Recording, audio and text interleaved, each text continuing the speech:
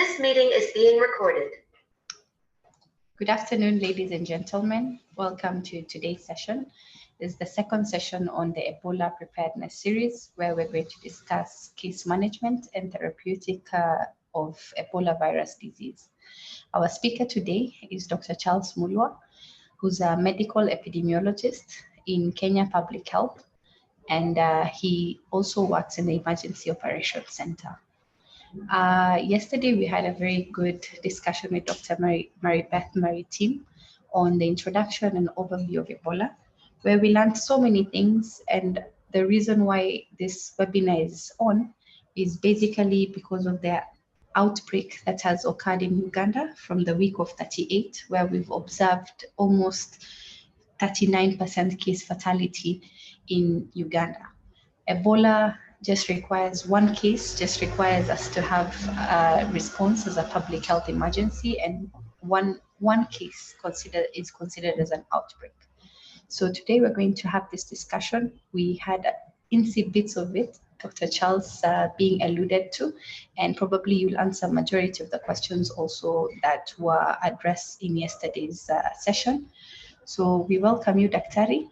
And to our audience, in case you would like to get a link for the webinar yesterday, you'll get it at KNH Research on our YouTube channel, and also follow us on KNH Research for updates on any other upcoming event. Thank you very much, Dr. Charles. Please take us away. Thank you.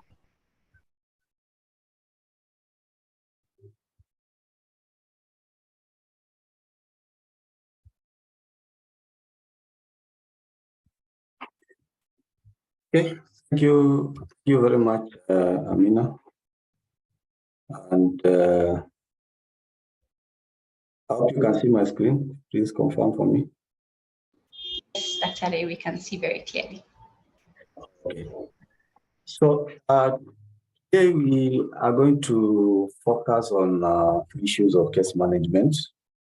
I want to attest from the very beginning that is not an easy topic, and again, still a lot of things are very gray about the case management for Ebola. A lot of advancements have been made for the Zaire type, but for the current outbreak, we don't have so much as in established treatment. But we'll go through it because a lot of things are there. It's a very packed presentation. Amina, you please time me because I know I'm trying to do a lot of presentations in one. So, but I will try my best to see if I will be able to deliver within the record time. So I will start by taking us through the initial things that must happen when a patient comes to an hospital. Now, we will begin by looking at issues to do with screening. And screening should happen both in the community and at the facility level. Now, screening at the community level, we expect this to be done by surveillance teams. And this is through active case search and issues to do with contact tracing and investigation. And screening will also take place in the health facilities, whereby the health facilities, once they screen cases and that cases meet the case definition, can either be referred to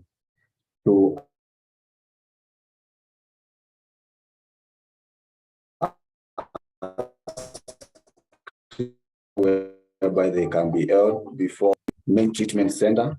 That is the Ebola treatment center that we are going to talk about just in passing. And I know in the series of these trainings that we are going to have a person looking at Ebola treatment center in details.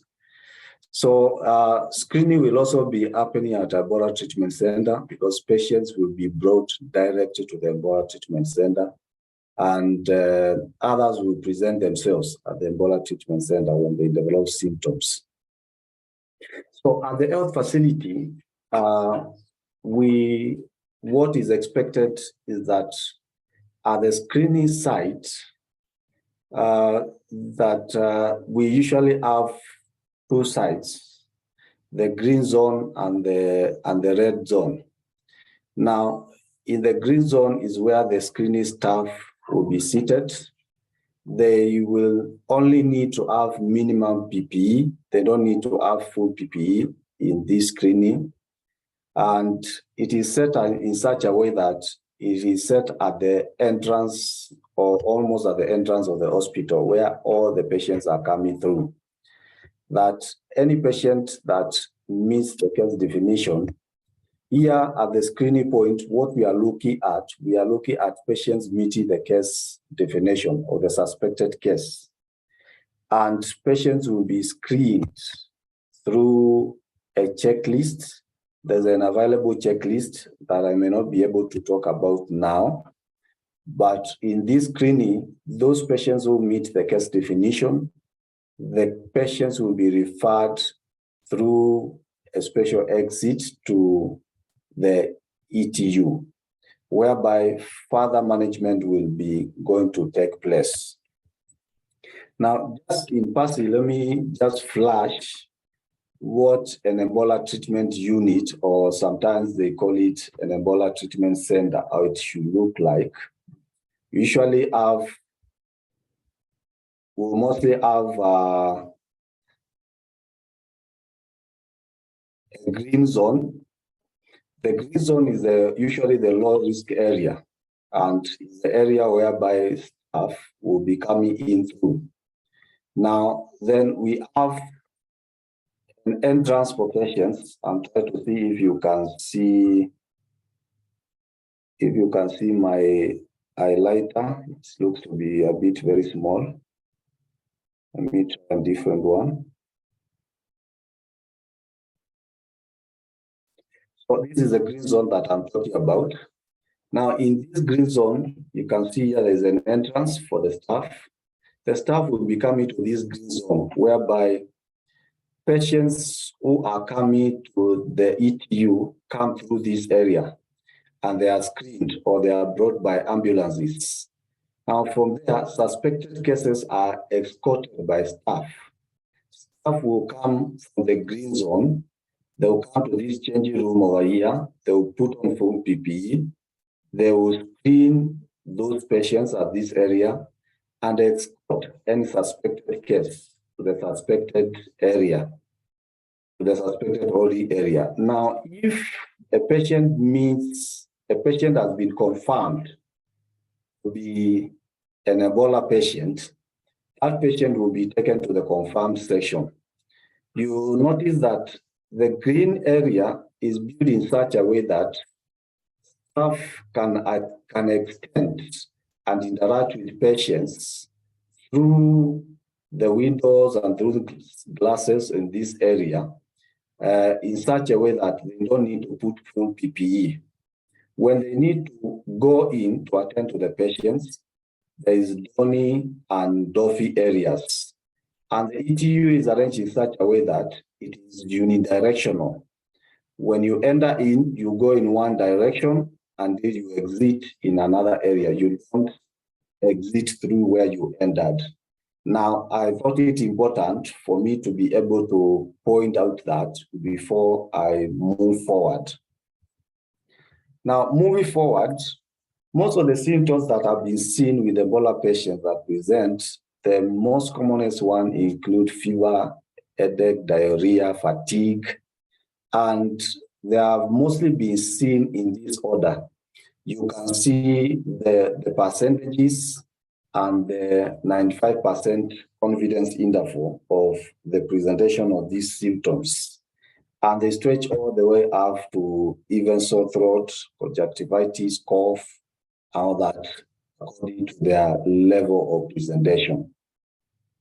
Now, once patients have been screened and the patient meets the case definition, and that patient is transferred into the ETU, an ETU, for our information, is not a place that is excluded or thrown away from the rest of the facility is a facility within the hospital that is placed in a strategic place in such a way that it is to prevent any infection from getting from within that facility.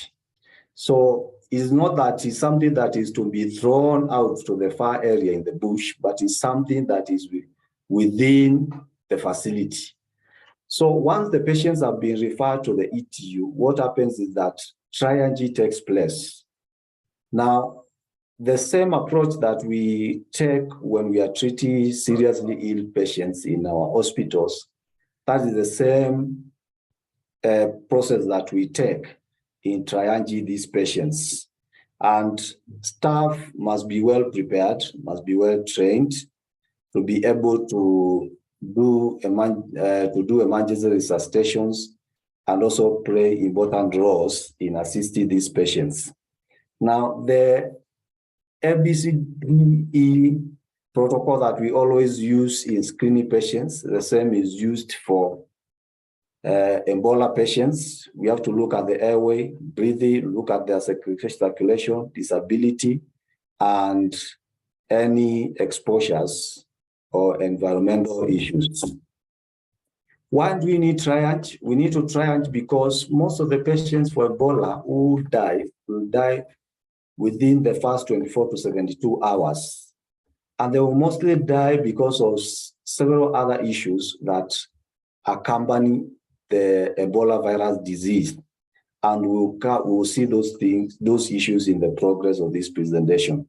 So we need also to reduce mortality and do effective treatment. And we have standardized tools that are used for triage. We need to do immediate emergency treatment. We need an appropriate context of an appropriate intensive care, and then a programmatic early warning system, the EWAL that we all well know of. Now, when we are doing triaging, we are doing assessment of the airway. We will look out for possible obstructions of the air passages and be able to address them. Breathing, we will check out the airway, if air is circulating properly to the lungs. Circulation, we want to determine issues of infusion and adequate oxygenation, if there are any issues to do with that. Disability, we want to assess and protect the brain and the spinal functions, and several other organs and their functions.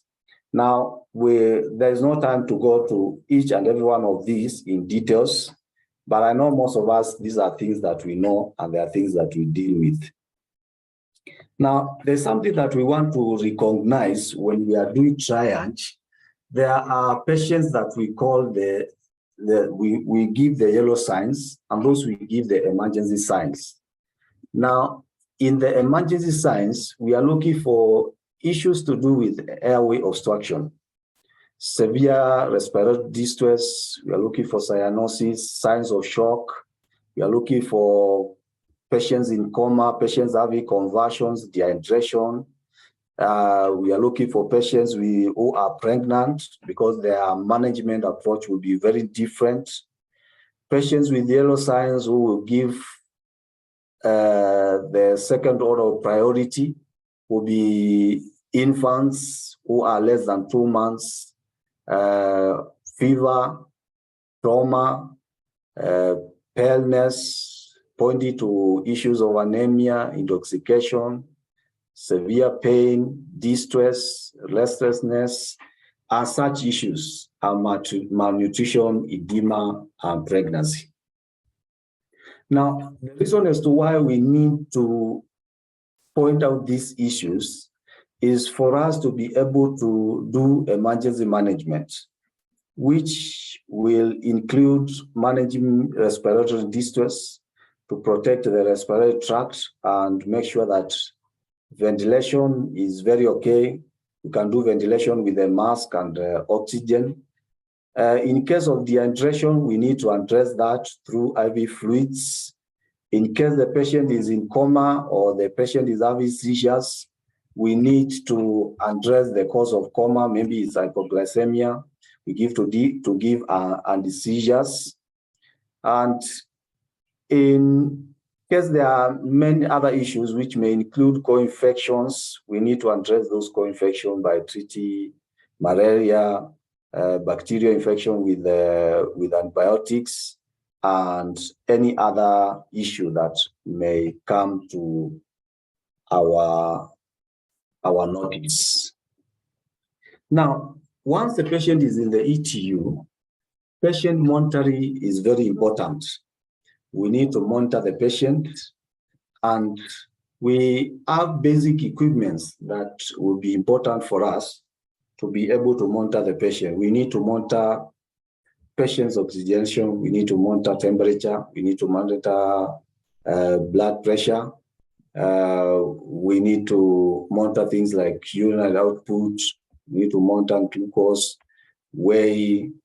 Advanced equipments may include like electrocardiogram, portable ultrasounds, and those are some of the equipments that will be important for us in the Ebola treatment unit. The signs that we need to keep monitoring is we need to monitor temperature, we need to monitor heart rate, blood pressure, respiratory rate. We need to monitor the peripheral oxygen circulation. We need to monitor the level of consciousness, the pain score. We need to do our MOAC. We need to do our urine output, and among others, but these are the basic and the most important ones. Now, these things will come to see them and their importance. The reason is why we need to monitor them throughout. I will come to see their importance when we start to talk about complications. Parameters to monitor, we need to keep our pulse between 60 and 100, our respiratory rate between 10 and 24 handouts. Our systolic blood pressure, we want to make sure that is above 90 and our oxygen saturation above 92. For children, the age estimated birth rate for different ages, you need to monitor that with those different ages as well as the respiratory rate. And still, we need to monitor the urine output. For handout, we want to make sure that we have 0.5 mils per kg per hour for children, for more or equal to 1 mil per kg per hour. It's very important also to monitor the level of consciousness. If the patient is only responding to pain or is unconscious, we need to do our ABCDE, because maybe this patient is having airway issues, not breathing well, all that. You need to make other calculations for weight. You can estimate weight for like children between 1 to 10 years. You can do by taking age in years plus 4 times 2 and just get an estimate weight. Otherwise, most of the times you have to estimate weight because you may not have all equipments in your hand, or the patient may be unconscious, measuring weight may be hard, or that you need to estimate. Other things that we need to monitor ambulatory parameters, which will include blood glucose, very important. And these, dependent on the patient, this will be monitored on increased frequency. And you need to use retractable lancets. Please, our safety comes first. So these things are very important. Biochemistry, we need to monitor the electrolytes, we need to monitor the urea, the creatinine, we need to monitor our HB, how it is. Then we need to keep a keen eye on platelets. We need to keep a keen eye on the C-reactive protein to monitor in case of inflammatory processes.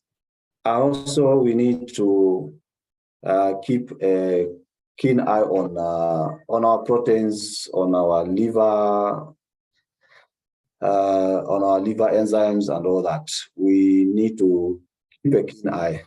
And you see all these parameters have to do with each and every organ, and we will come to see why. So we can also have a portable ultrasound that will be able to help us be able to evaluate patients, maybe obstetric assessment, maybe a rapid assessment for pericardial tamponade. Most of these patients will tend to have fluid extravasation, and therefore they will have pericardial effusion and they will go into pericardial tamponade. Other possibilities will be there, and this will depend on the experience. Now, let me turn to differential diagnosis and core infections. But on this, I'll measure much on the core infections. Then I'll move on to look at some of the complications. So what are the differentials that you can make out of these symptoms? Most of the times you see that when these patients come, when these patients get infection, mostly between day 4 and day 9, there will be a peak of viremia. Virus levels will be at the peak. Therefore, several things will be happening within that time, and there will be a sequelae of events that will lead to multiple organ failure. So at the early phase, you will have non-specific symptoms that will include fever, anorexia, myalgia, and all that. Then you progress to gastrointestinal symptoms, may have skin rash, some bleeding manifestations. Then in the peak phase, you will have things like multiple organ failures that may include the kidney, the respiratory, the brain, the heart, all that. And then in the recovery phase, you usually have issues with the eye and several other issues, as we'll look at them if our time allows. Why do we have to consider core infections? Time is of essence when it comes to managing Ebola patients. And we have said clearly that within the first 24 hours, they are very important, because many patients will die within that time if not well managed. If you look at symptoms of fever, myalgia, you think about many other things that will include malaria and many other viral infections. If you look at issues to do with the abdominal manifestations and all that, abdominal symptoms, you may think of parasitic disease and infestations and many other things. Now, you may also think about respiratory distress, shock, convulsion, coma, etc. Now, it is very important that we should not wait. Mostly we say that you don't even need to wait for tests. We'll need to have RDTs at the ETU. If RDTs are not there, look at symptoms. If you query malaria, if you query bacterial infection, if you query any of those, start treatment. Now, at admission, when patient comes in admission, we will do triage. Does this patient have fever? Start on antimalarials. Does this patient have features of bacterial infection? Start on antibiotics. If this patient has signs of danger, do your MBCD. If you query that there could be any of the infections, either bacterial infection or malaria, start on the respective treatment. And it's very important. Early intervention saves lives when it comes to Ebola virus disease. Think about sepsis, because as we will see, these patients will usually have a total collapse of their immune system, and therefore they will have any other sort of infection that they will always get. If you are thinking of malaria co-infection, if it is complicated malaria, treat with artesunate, IV preferably, or IM. Duration, give 4 doses within 3 days. In day 1, give a dose in 8 a.m. or dependent on when the patient came, and then give the next dose after around 8 hours. Then day 2, give the next dose, and day 3, the 4th dose. If it's uncomplicated malaria and the patient can swallow, the patient is eating, the patient is well, let them swallow the artemisinin-based combination. That is the AL, as we commonly know it. If you are suspecting bacterial infection, if it's severe, go for neonates or for children. For neonates, go for IV antibiotics. It may be ampicillin, gentamicin, cefotaxime, or clozaxilin. If in children, you can go for ceftriaxone plus or minus metronidazole, as well as for adults. If you suspect anything to do with typhoid or abdominal infection, you can go for ciprofloxacin. Bacterial co-infections, specific bacterial co-infections, you will manage them as the need may be. If you are suspecting acute meningitis, you need to give an higher dose of ceftriaxone. If it's typhoid, cipro, if it's an HIV patient, if possible, continue the ARVs. Start also to think of things like TB, cryptococcosis, things like pneumonia. Begin to think of things to do with renal impairment, and try and see how you can adjust doses of gentamicin. Consider things to do with Clostridium, Strep aureus, all those infections, and be able to treat respectively. What are some of the complications that these patients will have?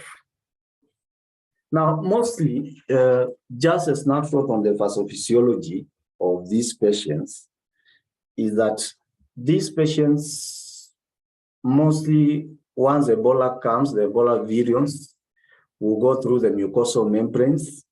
Go through the mucosal membranes, they will attach to the dendritic cells, attach to macrophages in the lymph nodes and several other places in the kidney, all that. And as we say that the virus will replicate very fast within 4 days. There will be 4 to 7 days or so. By day 9, there will be a peak of viremia in these patients. And this leads about to an immune system dysregulation, which leads to impaired T cell activation. This impaired T cell activation leads to B and T cell dysregulation, which leads about to death of lymphocytes. Lymphocytes begin to die, and you have excessive cytokines. Now, all these cycle of events lead to systemic spread of the virus and also multiple organ dysfunction. And almost every other organ will be affected. The brain, you will have encephalopathy. Liver, you have serious issues of release of liver enzymes, reduced production of clotting factors, hypoglycemia, and all that. Most of these issues that their pathophysiology is not clearly understood. In the gastrointestinal tract, you have issues to do with fluids and electrolyte loss, disrupted acid-base balance, hyponatremia, hypoproteinemia, that is loss of proteins. You'll have in the spleen dysregulations of cytokines, death of lymphocytes, the kidney will go into failure. You'll have fluid and electrolyte imbalances.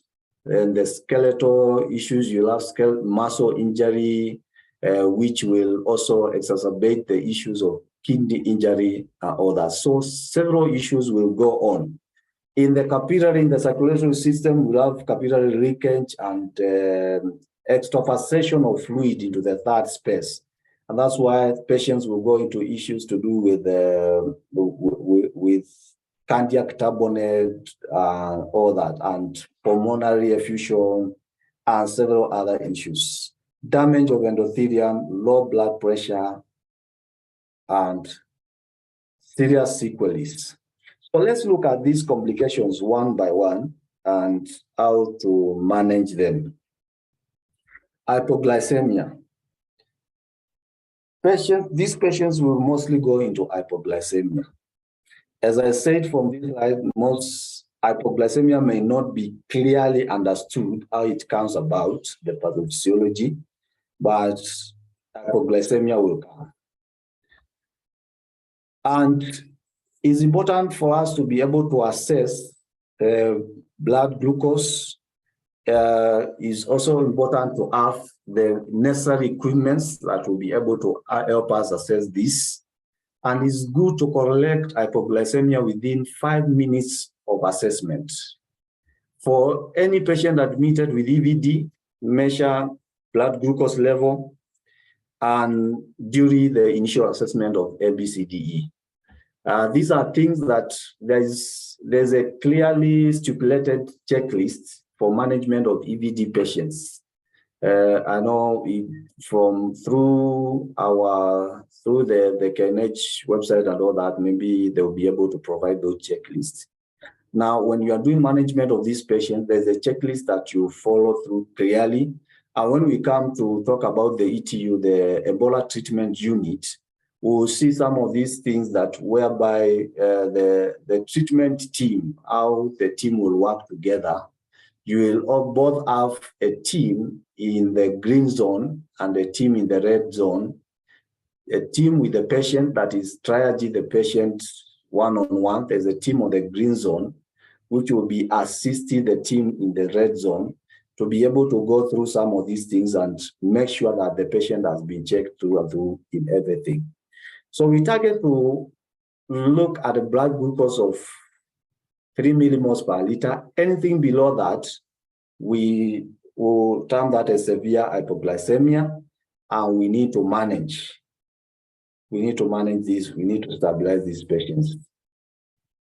In children, for us to collect hypoglycemia, please use 10%, avoid 50%. If 50% will give you rebound hypoglycemia, and start this patient on IV bolus of 2 ml per kg, dextrose, 10%, slowly for 2 to 3 minutes. It is important also to start maintenance fluids, because if you don't maintain the fluids, it will also give you rebound hypoglycemia. Check the blood glucose for this patient 10 to 15 minutes. Do your ABCD assessment. Then if severe hypoglycemia persists, give a second bolus within an hour and adjust your fluid maintenance. For adults, you can use your 50%, you dilute it with Linger's lactate. You can give a bolus of 50 ml, that's 25 grams, IV slowly for over 1 minute. Start your maintenance fluids also, check your glucose within 10 to 15 minutes. If hypoglycemia persists, please do a second bolus within an hour and keep your maintenance fluids. Let me move to shock. We will look at these complications not in details, but in a snapshot, and then we do management of them. So you need to do a quick assessment. When you are doing your ABCD, you need to do a quick assessment for shock.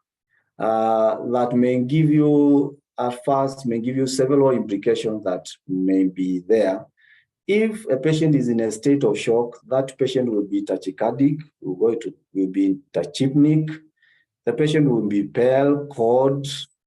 The skin tag will be more than 3 seconds. The patient will be sweaty, confused. Consciousness will be altered, hypotension. All those things will be there for a patient with shock. If it's an ambulation of pulse, you see an absence of pulse or loss of consciousness, or the patient is not breathing. Or if the patient is into severe hemorrhage, there'll be bleeding wounds, bruises, you see obvious bleeding or signs of inadequate perfusion, which will also be a cross-reference for shock. Signs of inadequate tissue perfusion also will, if you, in cases of cardiac turbulence, and we say that this will come around because of the pathophysiology that we have just seen. So urgently assess and manage issues of shock. You need to have 2 large bore venous access, preferably 16 to 18 gauge. Do fixed fluids for Riga's lactate preferably. You can also do normal saline if Riga's lactate is not available. If the patient can eat, please, the patient should be on oral solution ORS. And this ORS will be very important in terms of maintenance of our electrolytes, if the patient can drink. Determine the amount of fluids, 100 ml per kg, and then determine the flow rate. We need to give 500 ml, 1 to 2 liters of fluids within the first 30 minutes. Evaluate after every 500 ml.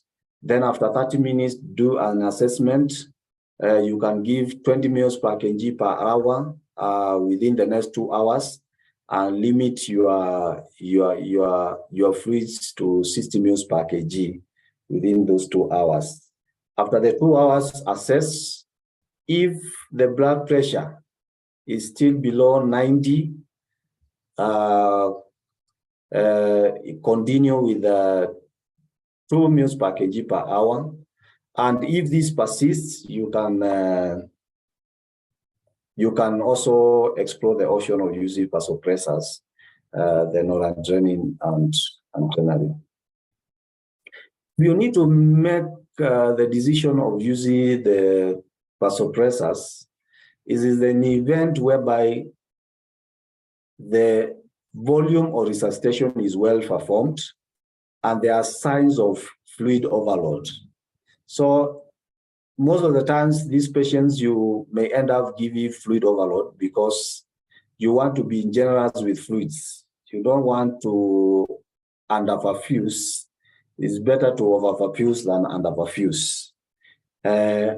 How to administer vasopressors for adults? You give 4 milligrams in 4 ml of 1 to 1,000 of noradrenaline. Or if it's adrenaline, 4 milligrams in 4 ml of 1 to 1,000. For children, you'll use 1 milligram in 1 meal, and of adrenaline or adrenaline the same, 1 to 1,000. So please, you need to add this to 5% glucose in both cases. Renal failure, in cases of renal failure, most of the causes of renal failure will include shock, the hypoperfusion, the lysis of the muscles that will cause the release of the rhabdomyolysis that will cause about renal failure. The Ebola virus itself is due through direct effect on the kidney. Some co-infections that will include malaria and bacterial infections, and that's why it's important to manage this. Nephrotoxic drugs, if the patient is on any drugs that may cause kidney injury, please make note of this and stop them. Pre-existing kidney disease will be exacerbated by Ebola virus disease infection, and other issues which may include post-renal issues that may include or obstruction of the bladder outlet and such like, or or a cannula. Why do we need to recognize and treat the acute complications of renal failure?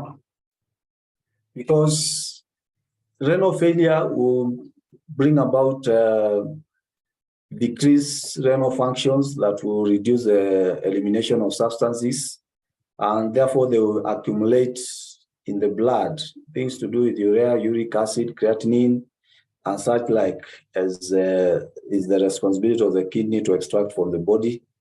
There will be regulation of extracellular volume. There will be water and sodium overload due to kidney failure, and therefore when there's water and sodium overload, you will have issues of fluid extravasation and all that. Then electrolyte imbalance, mostly the key one being hyperkalemia. Then you'll have issues of metabolic acidosis and such other issues as may arise. So some of the vital prognostic factors that we need to look at, you need to look at factors like initial septic shock, several associated fistula failures, occurrence of complication, and site of acute renal failure occurrence. And the principle is always that if you have pre-renal issues like dehydration that is leading to renal failure, please collect the fluids. If you have cardiorenal syndrome, you need to restore diuresis. Then if you have renal issues that are really about to renal failure, you need to maintain blood volume. Maybe you can transfuse, you maintain your fluids. Maintaining blood pressure also. Arterial blood pressure is very important for kidney function. So you need to maintain blood pressure through fluids and also transfusion. You need to remove potential harmful substances. Post-renal, you may need to deal with any obstruction. If there's a forest catheter that is causing obstruction, a stenty, or any percutaneous nephrostomy, you need to deal with them. Let's move to respiratory issues. Signs that will point to you that the patient is going to respiratory distress. They will include tachypnea, a respiratory rate of more than 20 per minute, which may be abnormal and is persistent for more than 30 minutes. Use of accessory muscles to breathe, severe wheezy. The patient cannot speak or complete a sentence, or the patient is unable to eat or drink. There's agitation, altered mental status, and ineffective respiratory effort.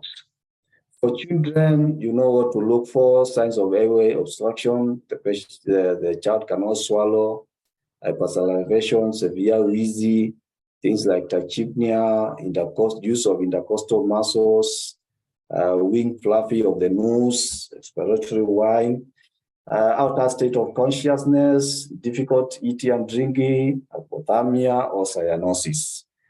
You need to look at this, bearing in mind the respiratory frequencies or cycles for children. During assessment, you need to assess the airway. Can the patient speak, yes or no? If the patient can speak, it means that their airway is clear. If no, look or listen for areas for signs of obstruction, any foreign body or vomitor, secretions. Are there secretions? Please sanction them. Is the airway clear? Evaluate breathing again after some time. If there is airway obstruction, clear the obstruction and block the patient. If there is obstruction by the tongue, use an oropharyngeal cannula to clear the airway.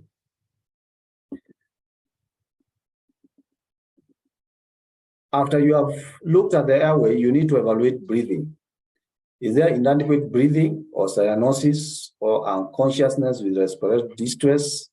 Use a mask and a valve bag to ventilate the patient. And if the patient becomes adequately ventilated after performing the step number 5, then titrate the oxygen flow according to SpO2. But if this is still inadequate, there is still possibility for airway obstruction. So go back to step 3 and assess the airway again, and you can go to advanced airway management. Step 1 is very important for obstruction, to remove possible foreign body, to suction if there is any fluids. And if obstruction is caused by allergic reactions, please consider use of IM adrenaline. In case of a stridor, consider the use of salbutamol spray continuously every 20 minutes. After evaluating all these in our step 6, if there is persistent inadequate ventilation, you find that your SpO2 is below 90, the patient is cyanosed, a severe respiratory distress on high oxygen flow. Maybe if there's an inventive airway failure, injury through inhalation or angioedema, or something is happening. So you need to go back to your basic maneuvers, step 1 to 5 that we have seen, if the patient is not responsive. Prolonged ventilation is likely to be required in such patients. Oxygen therapy, when do we administer oxygen? If the patient is ventilated below 90%, below 94%, if patient is showing signs of emergency or without respiratory distress, and in case of pregnancy, anything between 92 to 95, we need to begin to give oxygen. Issues of sepsis, altered mental state, hypoglycemia, we need to administer oxygen. Now, once we administer oxygen, there are several things that I've left out here that we may not be able to go into because of time. So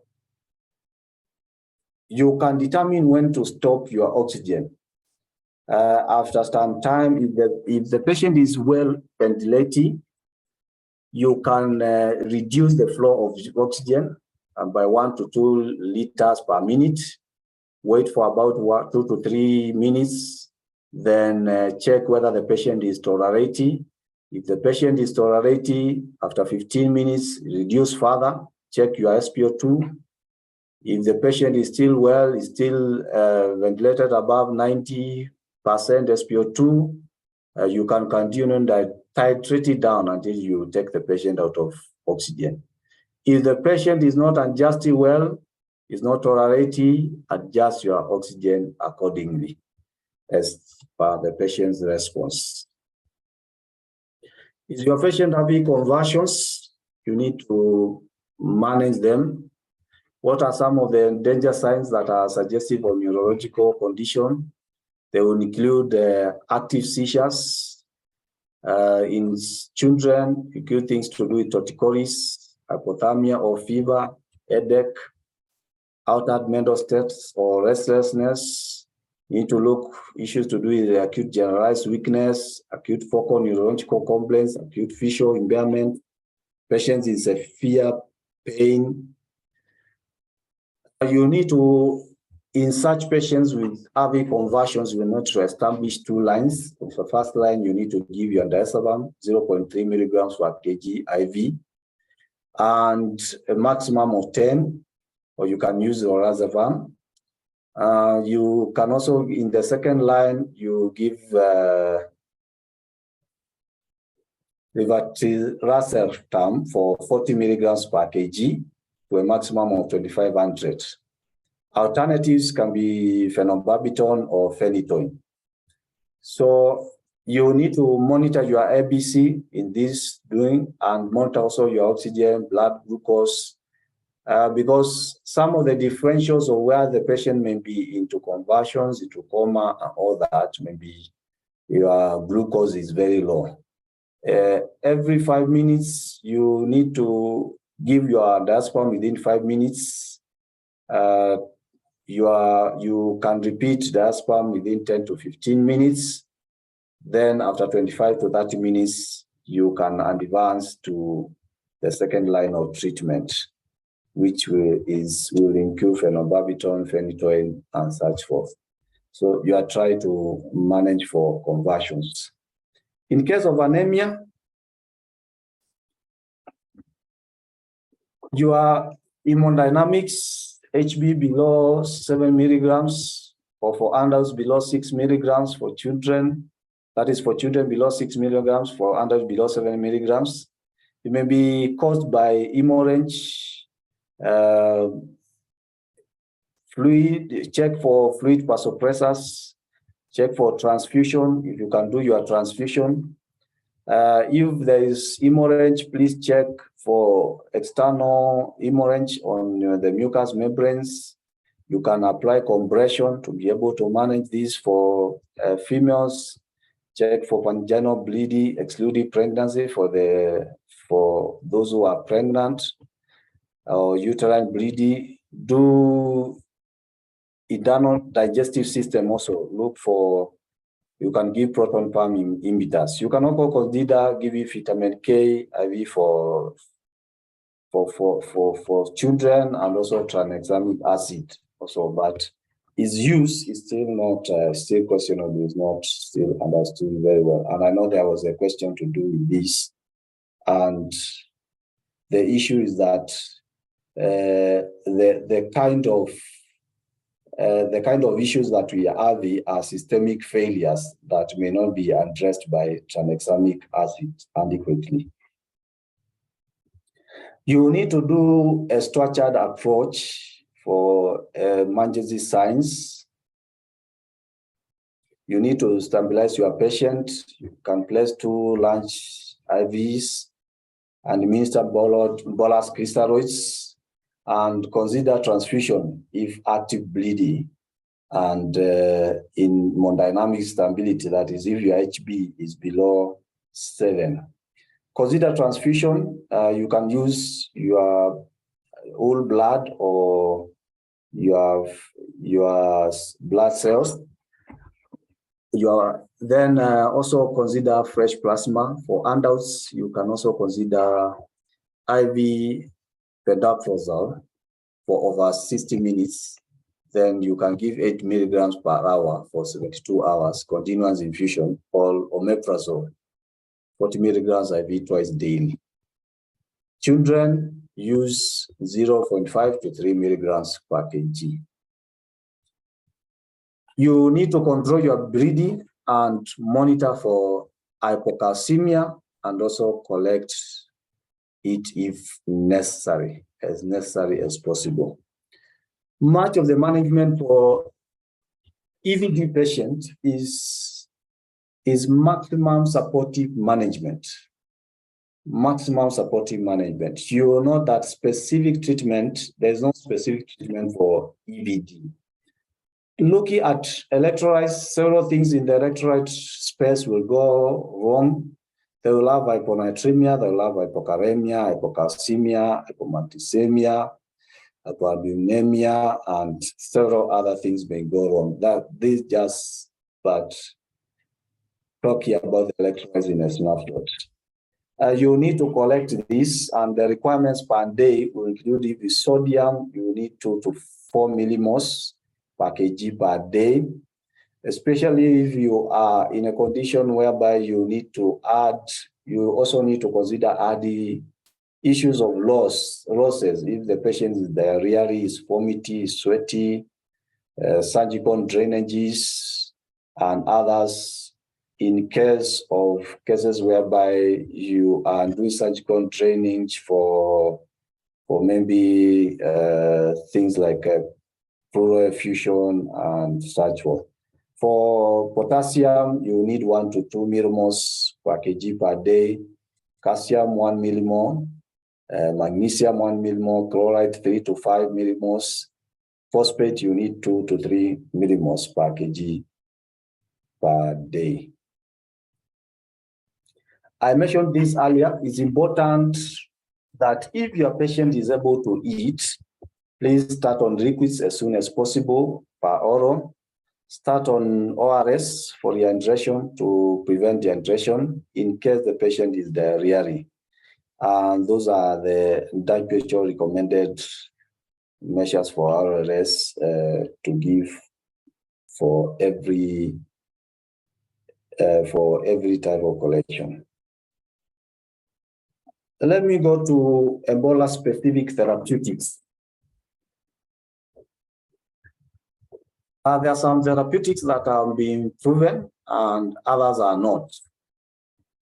Some of the therapeutics that are being proven, they have been proven only for the Zaire Ebola virus.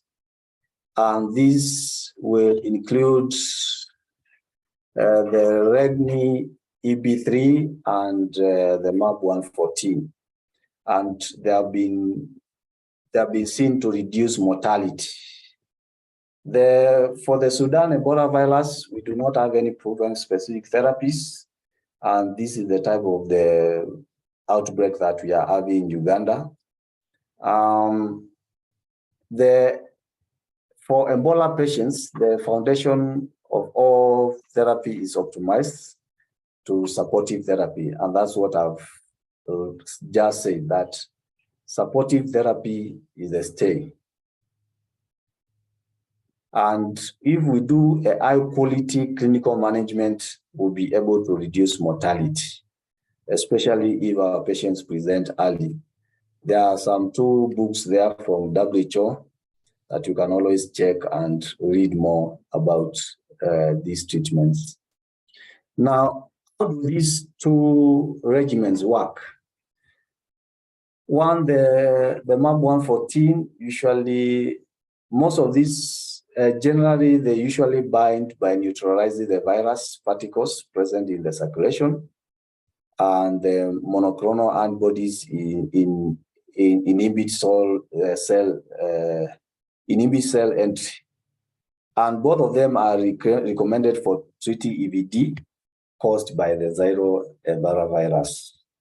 And these target the outer coat of the virus, the glycoprotein. And you can see the structure of the protein there, the outer glycoprotein, both molecules there and what they target. The REN EB3 is also called, the trend name is inazeb, and the molecular name of its component is atoltibimab, miftimimab, and odesifimab. There are 3 molecules combined, 1 drug, and each of these molecules target different epitopes of the Ebola virus glycoprotein, and the 3 can simultaneously bind to distinct molecules and neutralize the Ebola virus with supportive immune function. The MAP114 is also known as Embaga, that's the trend name. The molecule for this is anesupimab, and usually is a single IgG1 monoclonal antibody isolated from a patient who survived from Ebola Zaire virus disease 10 years after infection.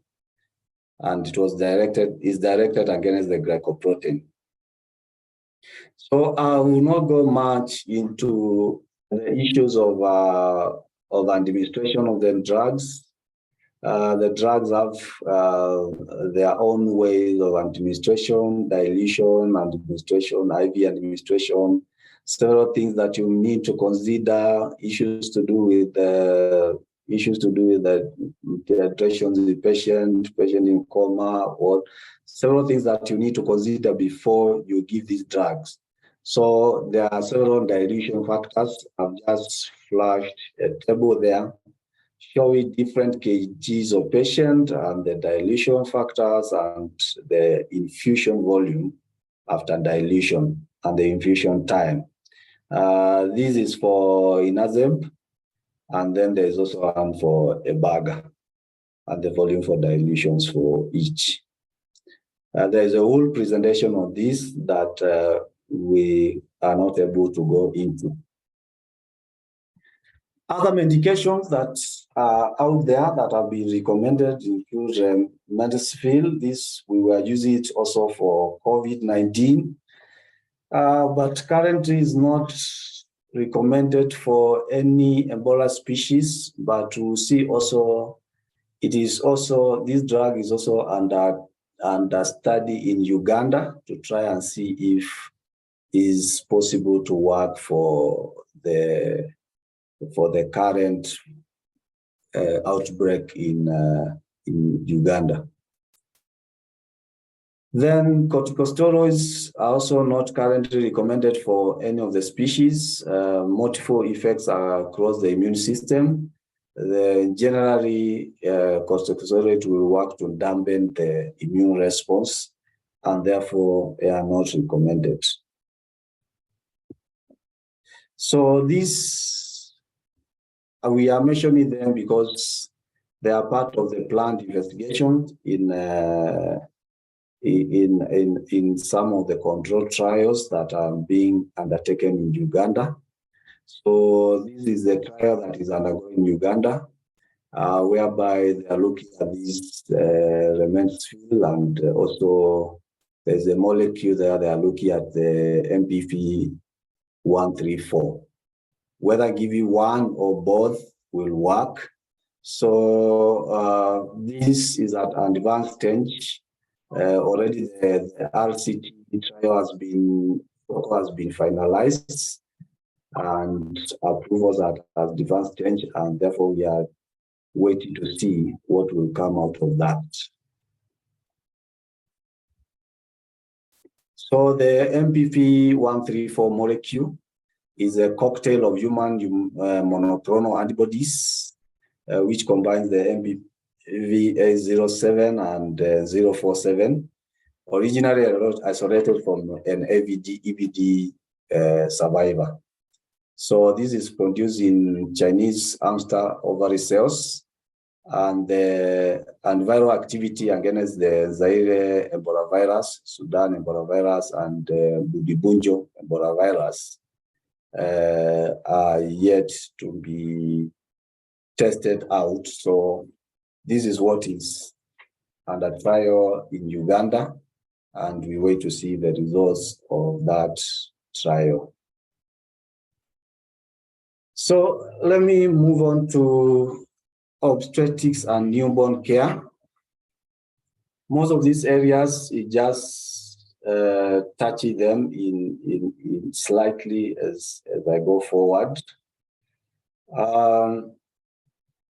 For your Ebola treatment unit, you need also to prepare for the possibility of receiving any pregnant women who are infected with Ebola, and you need to have a specific area for deliveries and for cesareans, and room should be adaptive for neonatal resuscitation.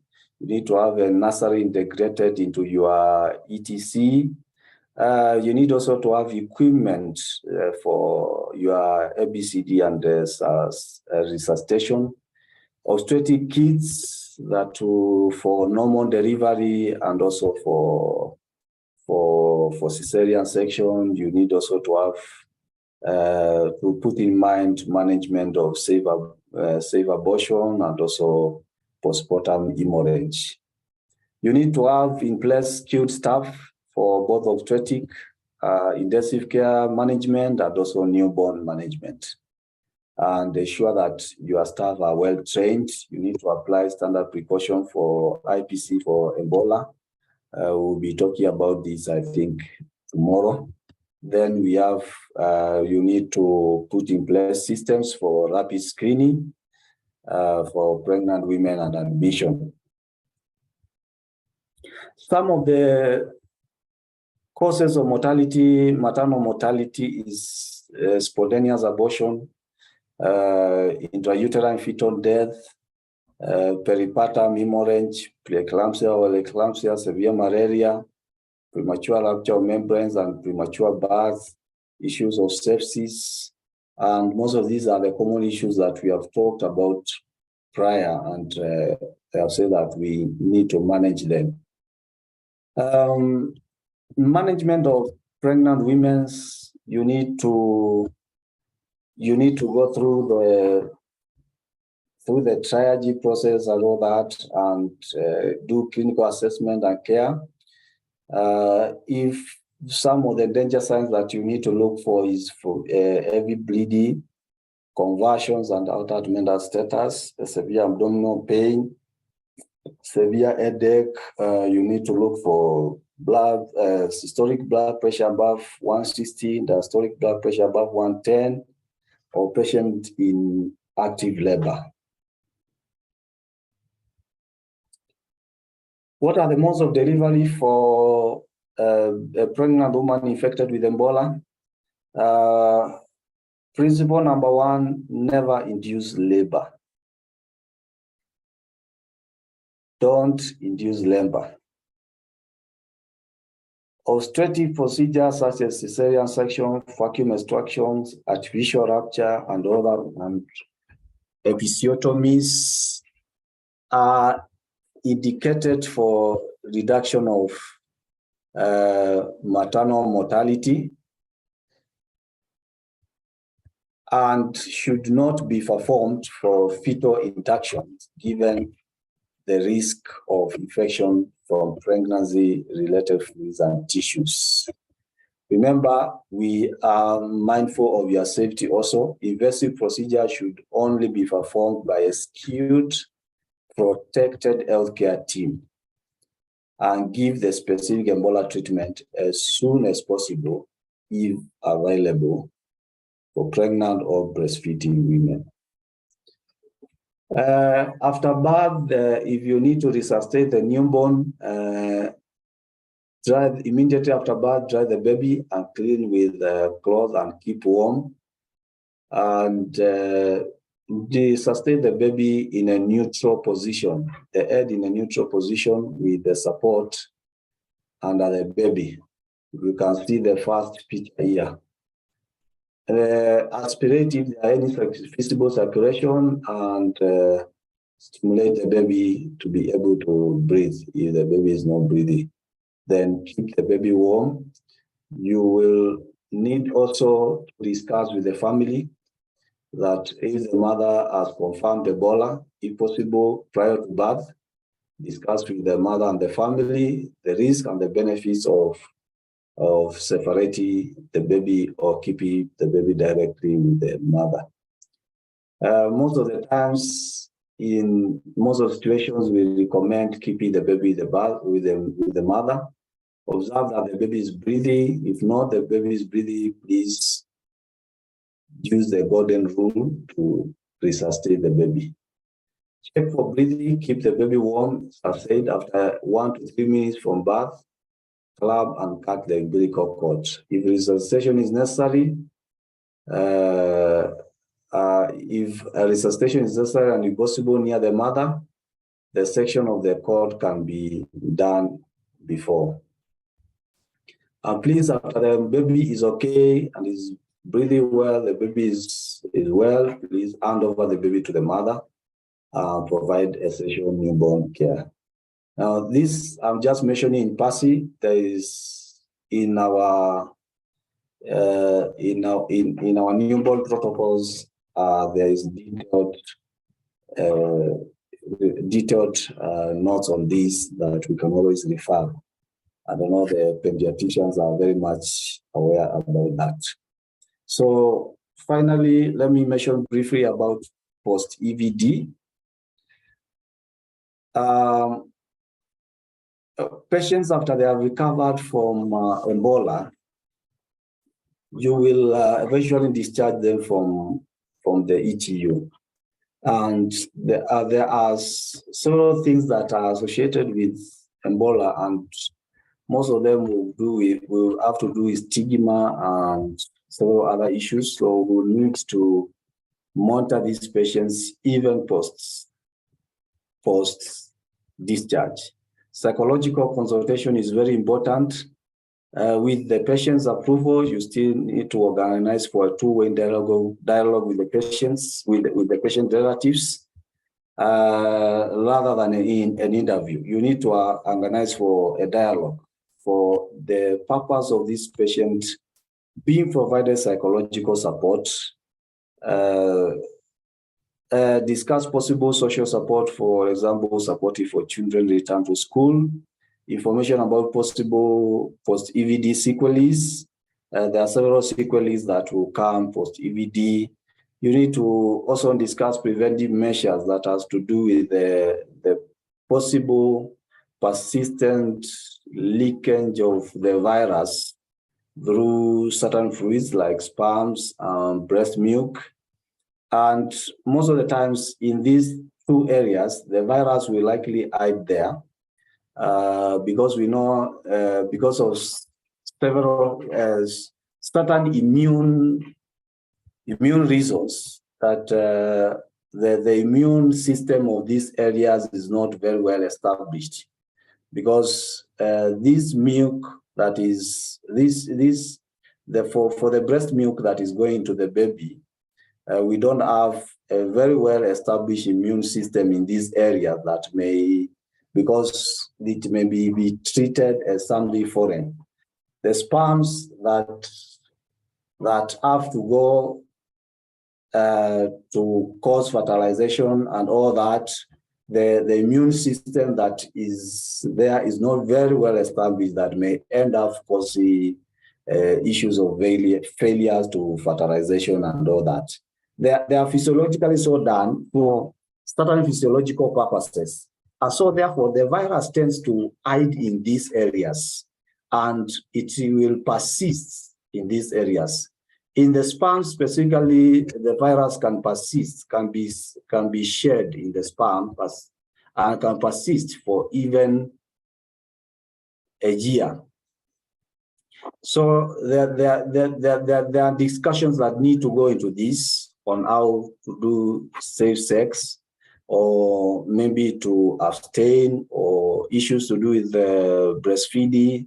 You need to go into this discussion. Stigma, acceptance in the community, in the family, discuss about issues to do with breastfeeding and possibility of the infection.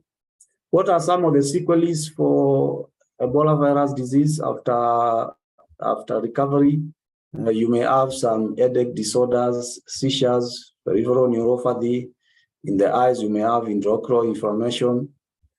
You may have issues to do with arthralgia, arthritis in the musculoskeletal. In the reproductive area, you may have issues to do with the erectile dysfunction, testicular pain,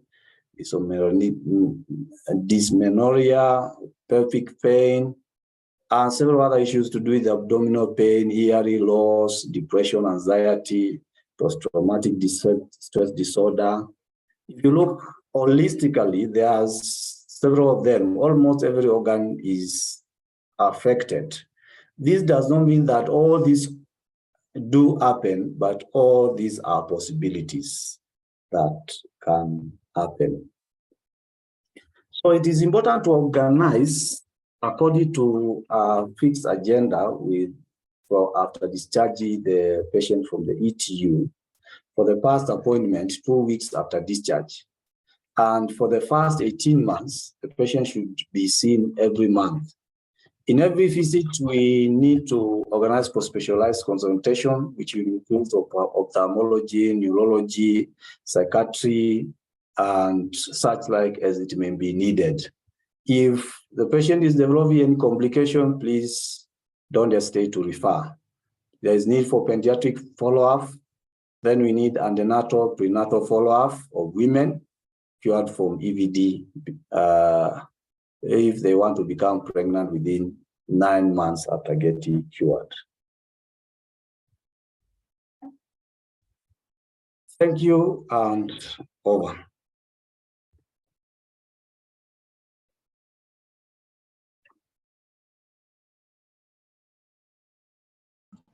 Thank you very much, Dr. for that detailed discussion on Ebola.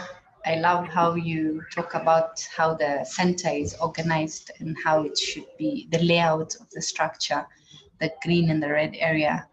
So we have many questions from the audiences, and some of them are follow-up questions, and maybe we can begin with follow-up questions as we go on.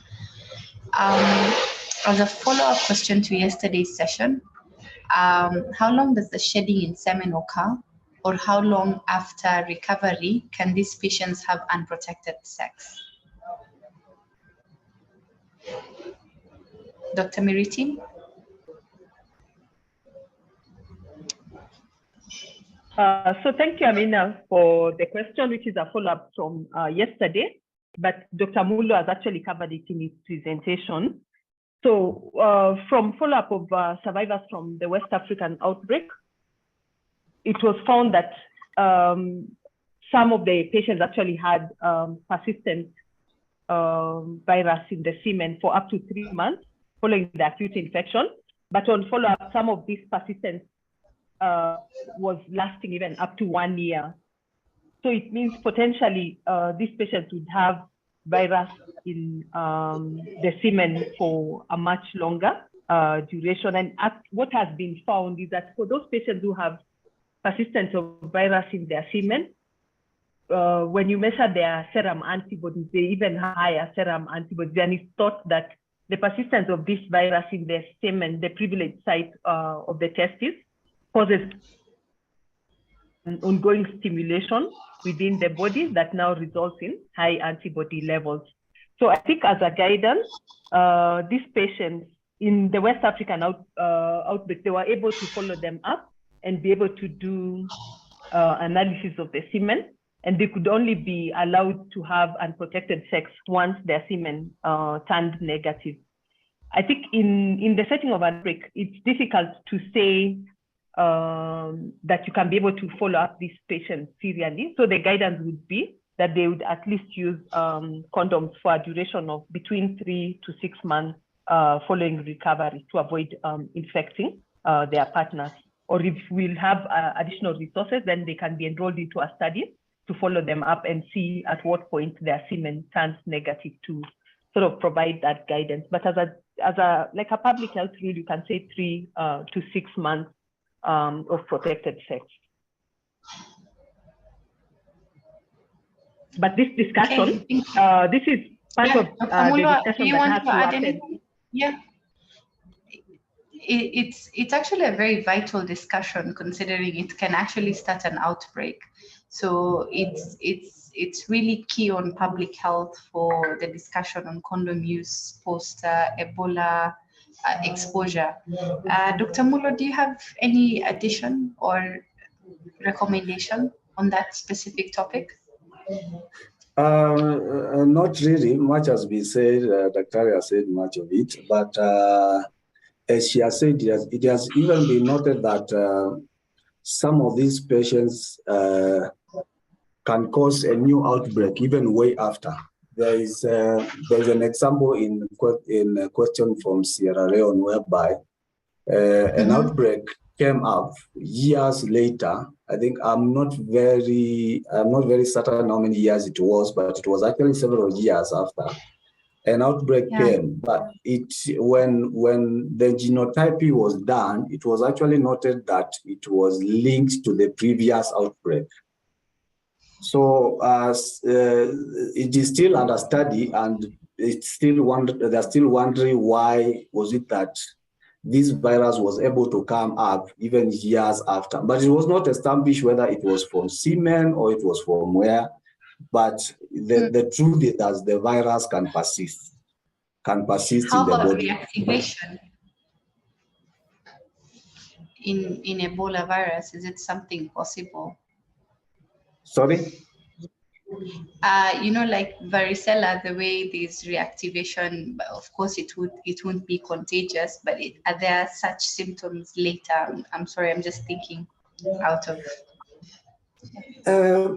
Most of these things have not been established or known how they come about. There are still very gray areas. I don't know if maybe any of us has any information about that, but as much as I know, that not much information is there about this. Even the mechanism of how the virus is able to come back is not even well known. Okay. A question on hypoglycemia. In a health center where you don't have 10% dextrose and the only thing you have is 5%, how will you help in a hypoglycemic child? If what you have is 5%, please still use your 5%. The aim here is for us to be able to collect the hypoglycemia. So you can still use. I know most of us we know, but sometimes you have a scenario whereby you have only 50% and you don't have 10%. What do you do? I know we well know, especially those of us in the nursing area, we know how to dilute 50% to 10%. So I won't be able to go into those calculations. But whatever you have, please use what you have. But don't use 50% for children. You have to dilute it to 10%. Okay.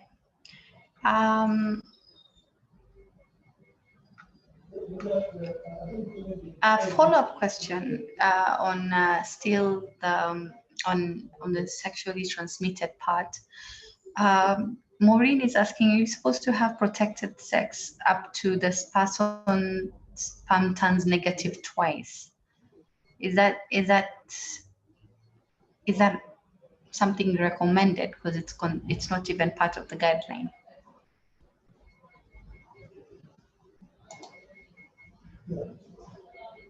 Dr. Mulo?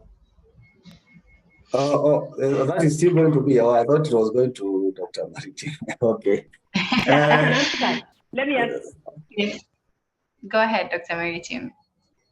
Yeah. So the discussion, actually, we've had it at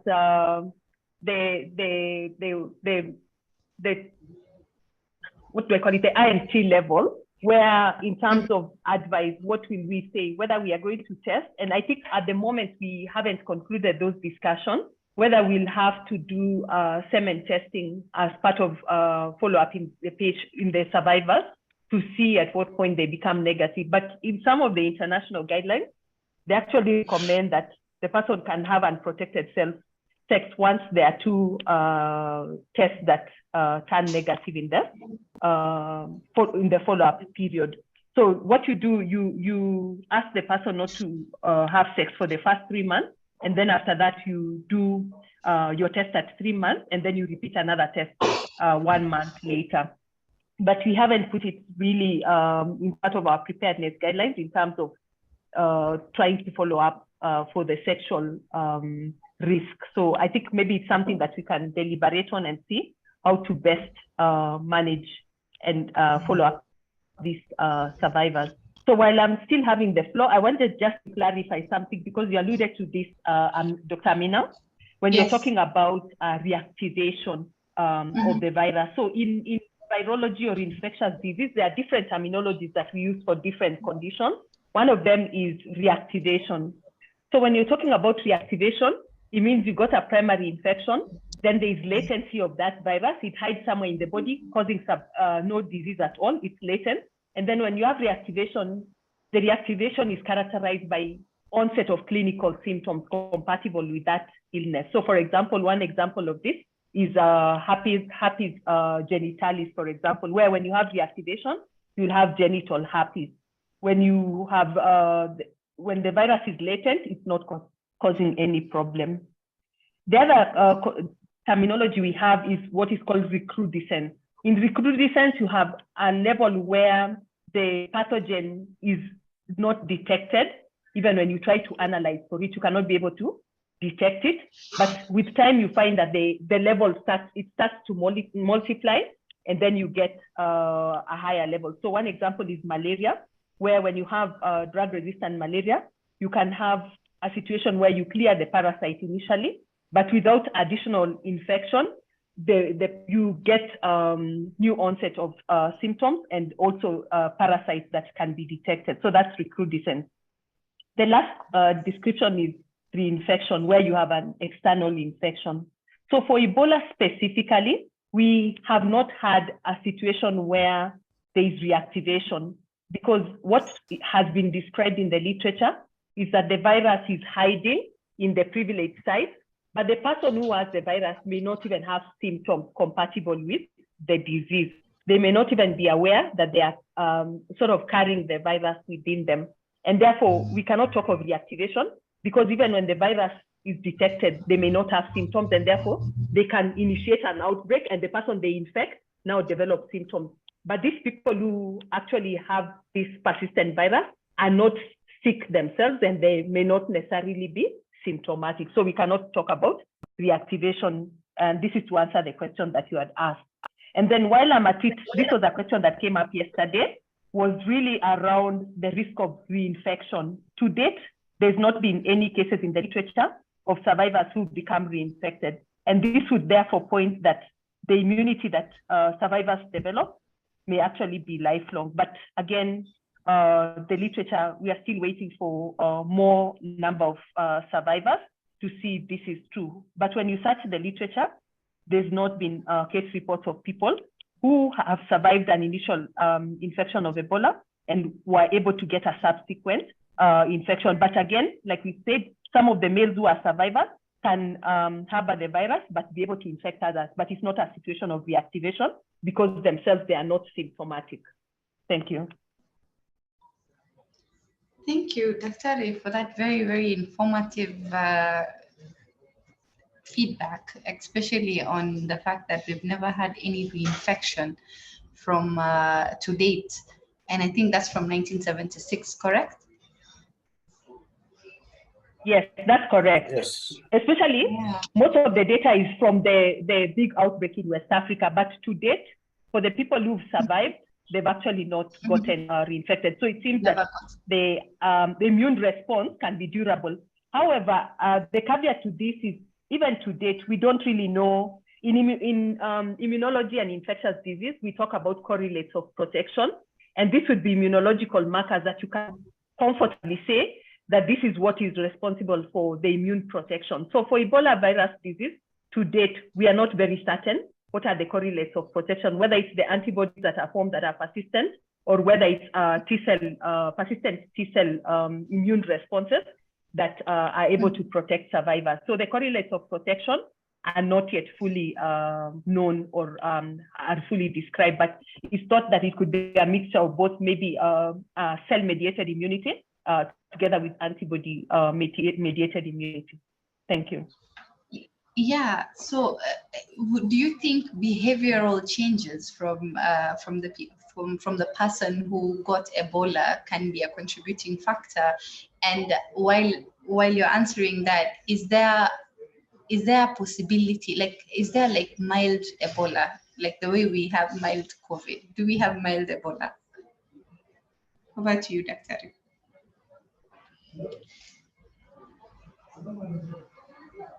Now, is that for me? Dr. Charles can go first. Yes. Yeah. As I respond to that, I saw it. I don't think that I'm not sure if you can see the slide that I've yeah, we can see follow-up and care. Yeah. So because I see this topic has elicited a lot of questions, especially to do with persistence of the virus in the semen. So yes. Our slide here shows that the virus can persist in the semen. And therefore, it's important that for men who are being cured from EVD to benefit from viral detection test in semen until 2 consecutive negatives, 2 to 4 weeks interval have been obtained. And we have seen that this If test is unavailable, in the last slide that they should do safe sex of condom for at least 12 months. So I know this is listing a lot of questions, and so I decided to flash that slide. So there's a lot of details to this that we were not able to discuss or to be able to go through in case management. It's very wide, so I just limited myself to the most important things. Sorry, what was the question before I came up with this? Now I'm just going to, you can even reinfect yourself during masturbation. That's where my reading point is at. But I lost my chain of thought, Dr. Lee, unless Dr. Maritim can remember. Oh, it was something to do with the mild EVD, like we had mild COVID. Do we have mild COVID, and do you think one of the attributing factors to not having the infection is behavioral changes as opposed to just idiopathic?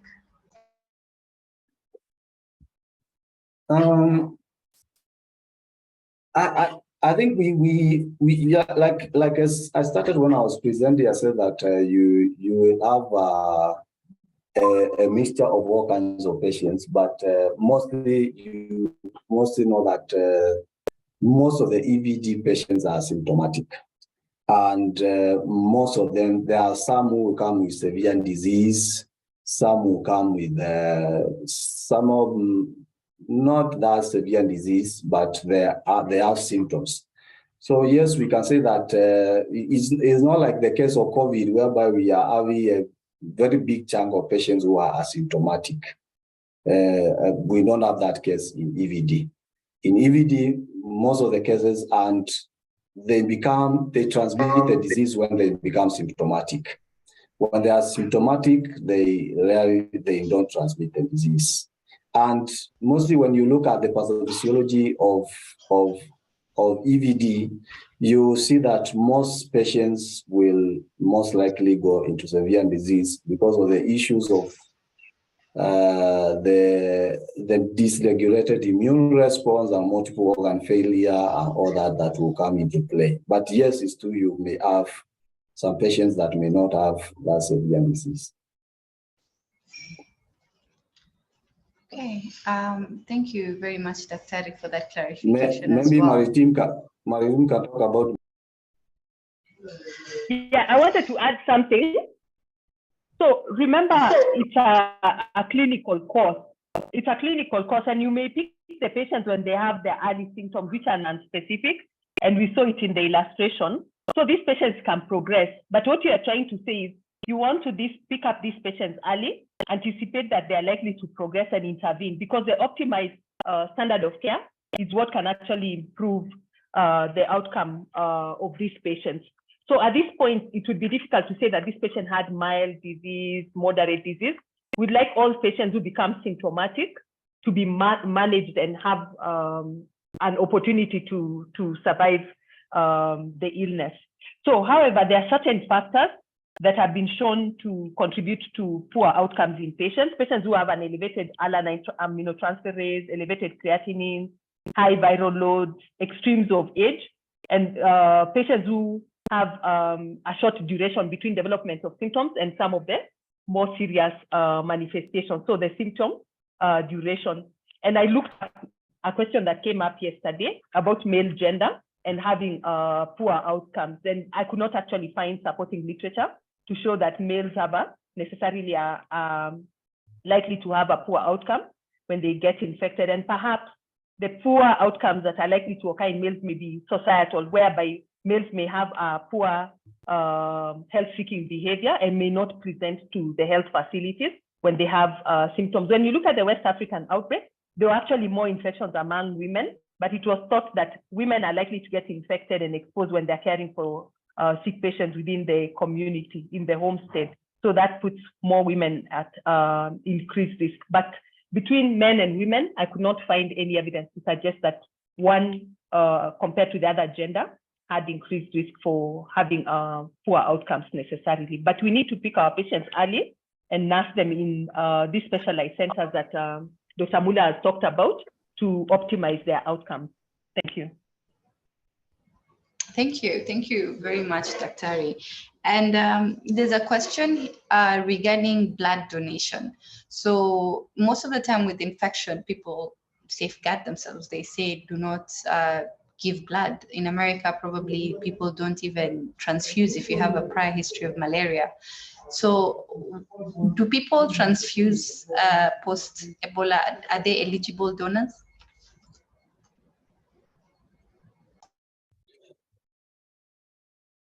Dr. Mulwa?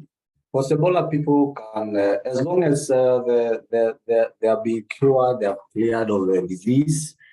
I don't think that I've heard of any such scenario, but I tend to think that they can be able to donate post-Ebola, because try to imagine of what can prevent them from donating blood, as long as they are cured of the disease.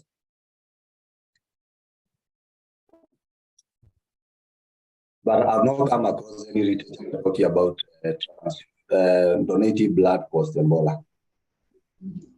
Okay. Yeah, and from our discussion, Amina, from our discussion, yes, we haven't seen that blood is one of the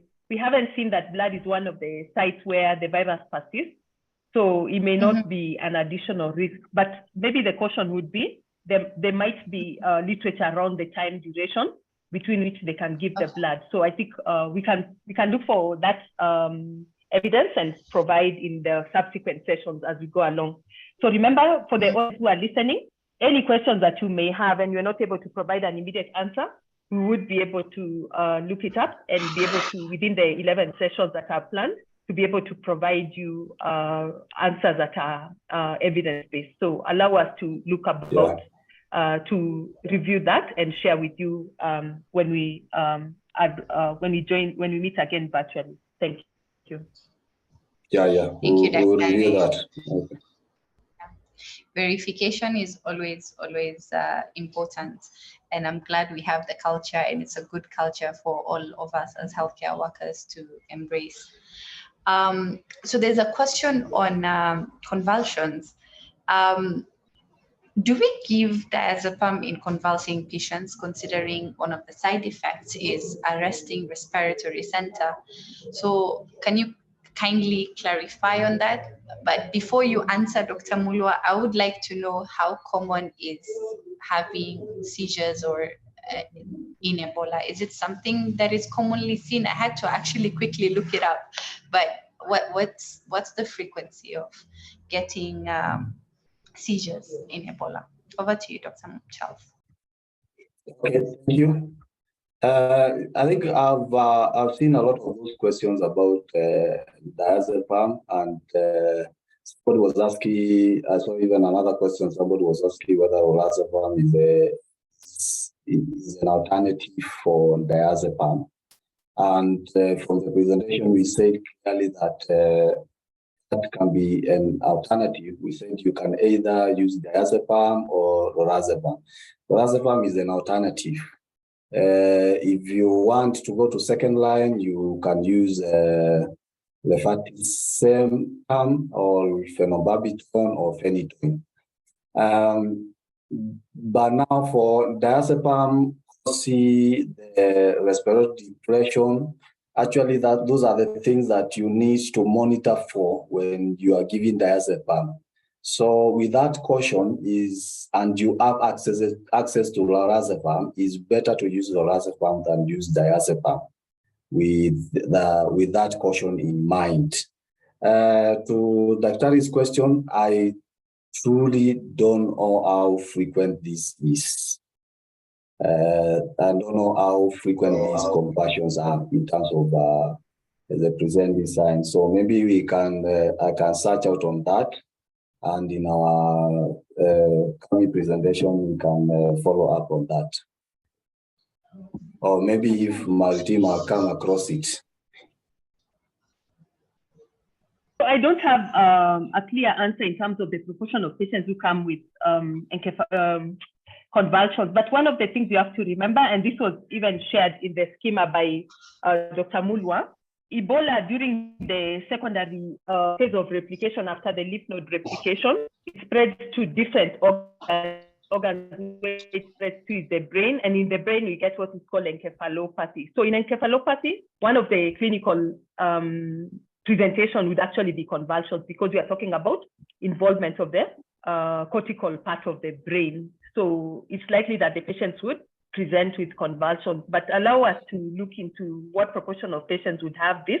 And therefore, it's important for you, when you have the patient, you have to broaden even your differential diagnosis, because you can, you remember that even conditions like cerebral malaria can still present with convulsions. So it would be an important differential diagnosis. But Ebola per se, the infection in the brain, would present with what is encephalopathy, which will manifest clinically with convulsions. But we'll give you the percentages and proportions when we meet virtually next. So we are writing down all these inconclusive answers that we've provided, and we hope to provide more detailed answers at the next. Yeah, so Dr. just on that same chain of thoughts, if somebody's setting up a health center and they're stocking up on medicine, diazepam, midazolam, which one would you advocate for to be stocked more?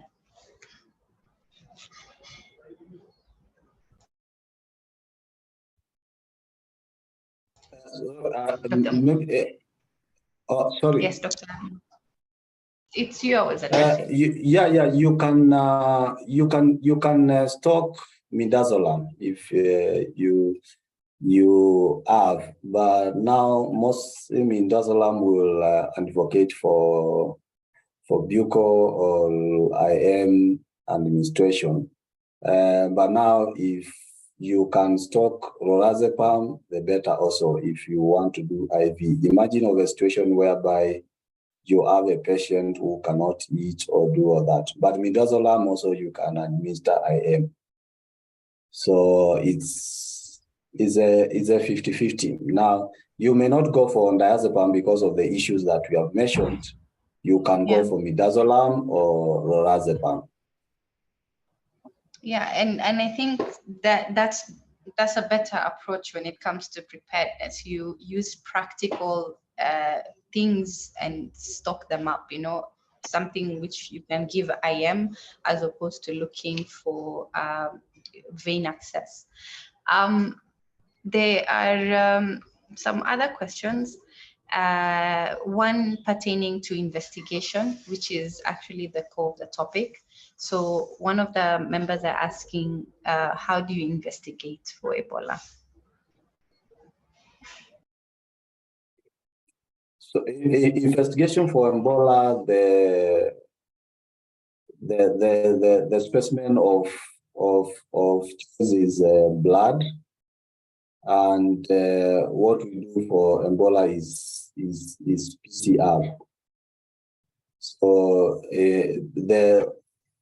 that is the test that is going to confirm that the patient has Ebola or not.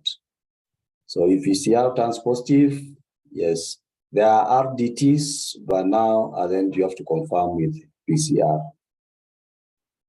I don't know whether that was the chain of the question or. Yeah, I believe it's actually the only definitive way. So how do we, probably they wanted more clarification on sample collection, but as we can see, we already have that. Some sample collection, there is a whole section on sample collection. There's a whole section on lab that is going to handle all those issues.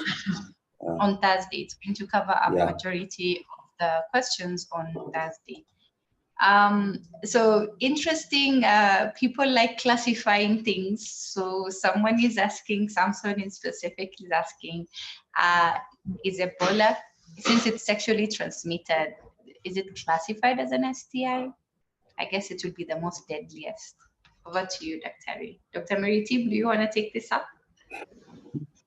Yeah, I can try. So as of now, it's not really being classified as a sexually transmitted infection because, again, the outbreaks have been fine between, we had the largest outbreak in West Africa, and even then, the science is evolving. So as of now, we can't really classify it as a sexually transmitted infection. And then what is also interesting to note is that although we have the persistence, it's only persistent in males. Some females keep, like PCR from vaginal secretion has been found to be positive in some females for even up to 3 months, but it's not infectious virus, it's a dead virus that has been isolated. And to date, there's not been a case of a female to male transmission of Ebola. So at this point, it has not really been classified as a sexually transmitted infection, and perhaps maybe in future it may be revised, that classification. There's a question still linked to that, and this is around whether we can call those people who have persistent virus as carriers, and I think that would make sense to call them as carriers. But then again, we have to remember about the stigma.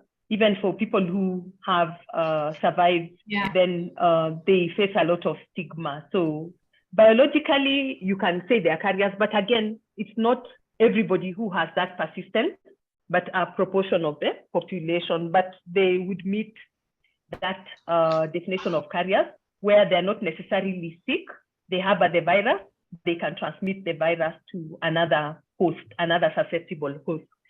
So again, even as we think of calling them carriers, we have to be careful about the stigma that may come with. Thank you. Yeah.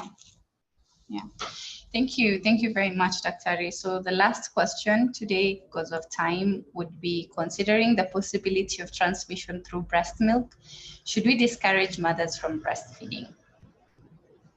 Dr. Charles? Yeah, thank you for the question. I think this is a discussion that we need to have with the mother and the family. If that for avoidance of possibility of infection to the child, it's better to explore alternatives of being able to feed the baby. And we have a lot of alternatives out there in the market because the possibility is there of infecting the child through breast milk. But this must come through a discussion that you must all together with the mother and the family. Maybe just to touch on something that I've seen that several people have been asking whether with Ebola that the hotline has been activated and all that. The hotline is already activated for Ebola. The 719 is already activated for Ebola, so people are able to call it. There are also hotlines from the Public Health Emergency Operations Center that have been activated, the usual hotlines from Public Health Emergency Operations Center. Thank you. Thank you very much, Dr. Ray. We'll definitely hold that 719. That's the number to remember in case you see or suspect any Ebola. Thank you very much, Dr. Charles Mulwa, for giving us a very informative discussion on case presentation and therapeutics on EBV virus. Tomorrow, the discussion will be on mental health and psychosocial support. It's going to be given by Dr. Matilda, consultant clinical psychologist. For the presentation for today and yesterday, you'd find them at KNH Research. Today will take a bit of a time, but in case you'd want to listen or share, you can find the presentation at KNH Research. And also for any updates, you can always find our updates at our new Twitter handle, which is KNH Research. Thank you very much for listening. In case of any questions or queries, please, as you can see, Dr. Matilda and Charles Mulwa will be joining us and guiding us in this journey of Ebola for us to understand it any better. Thank you very much for listening. Goodbye. Goodbye. Thank you. Goodbye. Thank you.